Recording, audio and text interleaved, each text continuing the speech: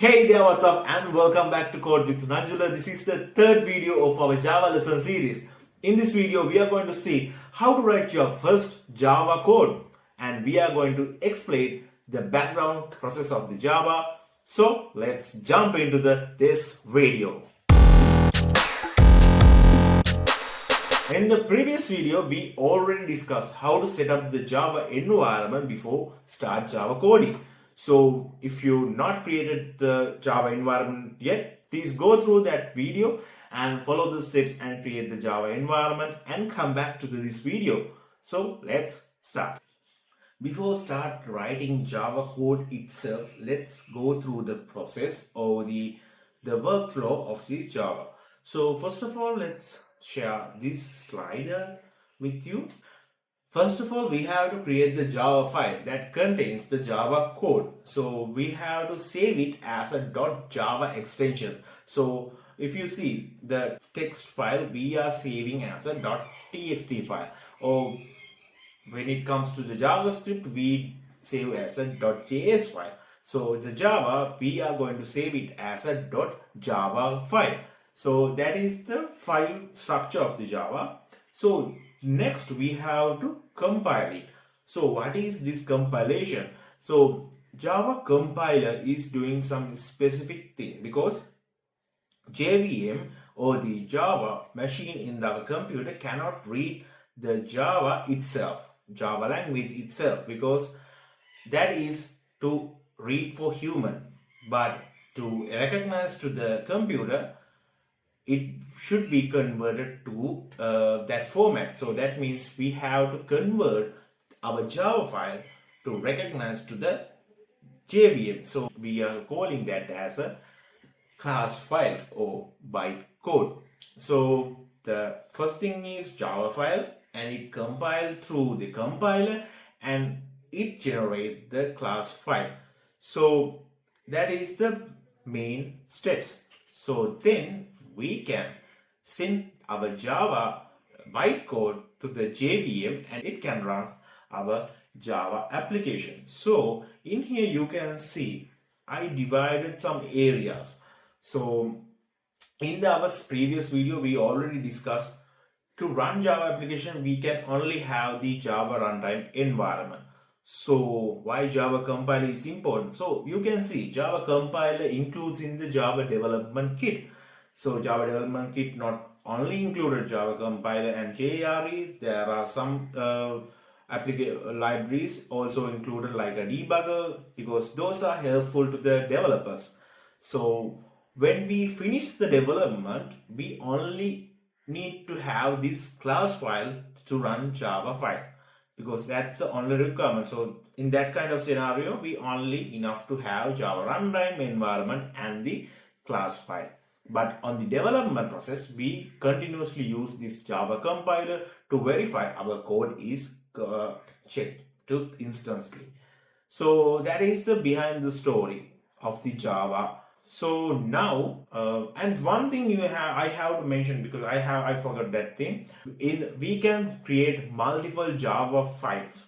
We can create 100 of Java files in a one application, but we have to have a main method in some kind of a class to run Java application. Just think about it.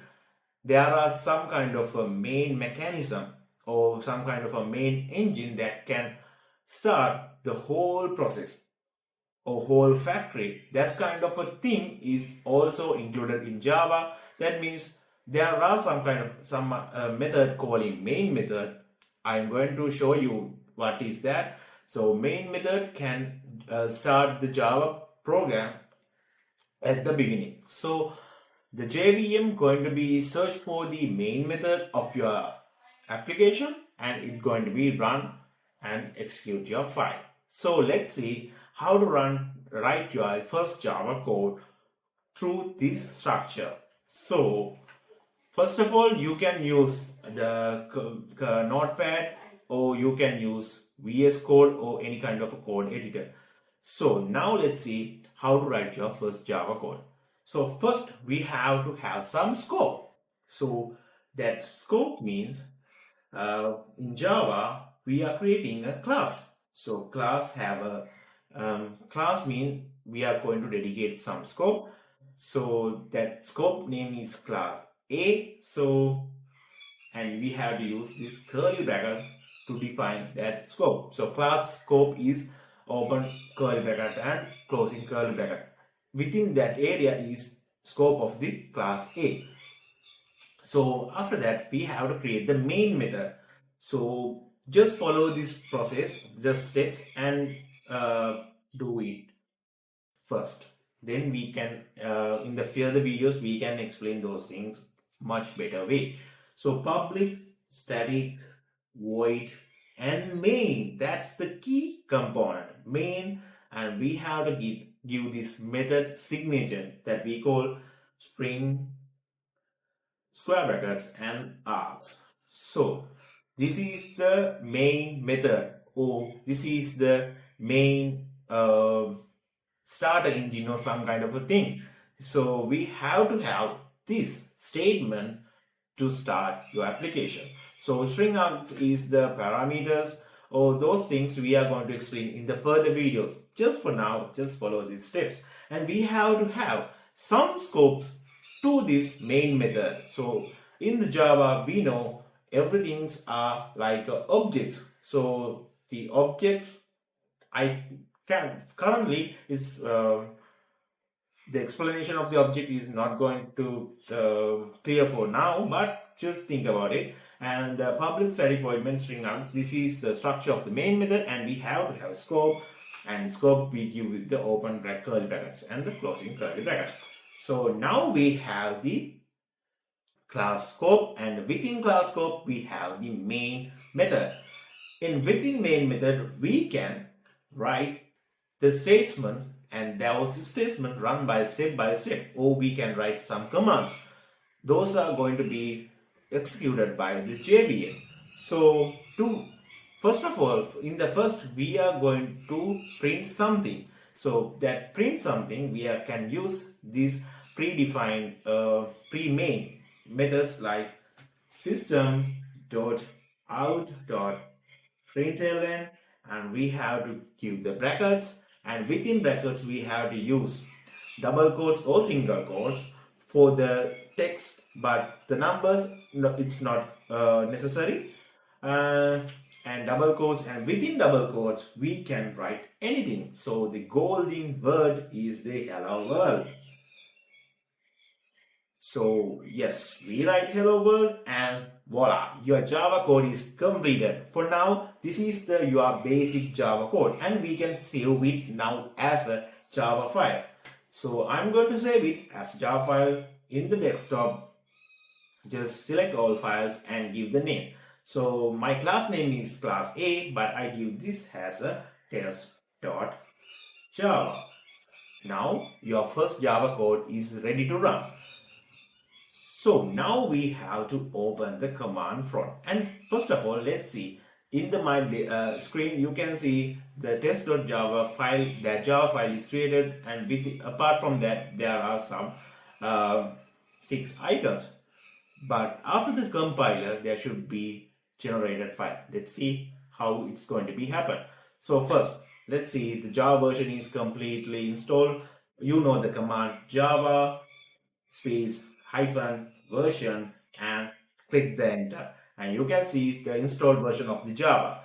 Next, Java C and space version, that means Java compiler version, and Java compiler version you are going to see. So now we have to set our path to the desktop, because the desktop have our program file. So cd desktop and click enter, and now you are in the desktop. First of all, you have to do the compilation of your Java file. So to that you have to use this command java c space, and you have to give your Java file name, and my Java file is test.java, and hit the enter, and give some time, the magic going to be happen, and you can see the A class, the bytecode already created by the compiler. So let's double click and check the bytecode. Oh, that's miss. Java bytecode has some kind of characters, but we cannot read that. But JVM can read this code. So now we have the bytecode, and now we have a chance to run it. Then run it means Java. We only need the class name. Just type A and hit the enter, and you see your first Java program runs very smoothly. So hello world, we have the printed here. So that's it for the today's lesson to cover up the Java execution and the writing of the Java program. So just go through this video and just go through this code. And yes, first of all, you cannot understand anything, but it's okay, because in our upcoming videos we are going to cover up everything you really need to know about the Java. So that's it for today's video. I think you got some good idea about Java programming. So in the upcoming videos we are going to deep dive more in the Java world. So please subscribe to the channel and stay tuned with us, and I will see you in that next video.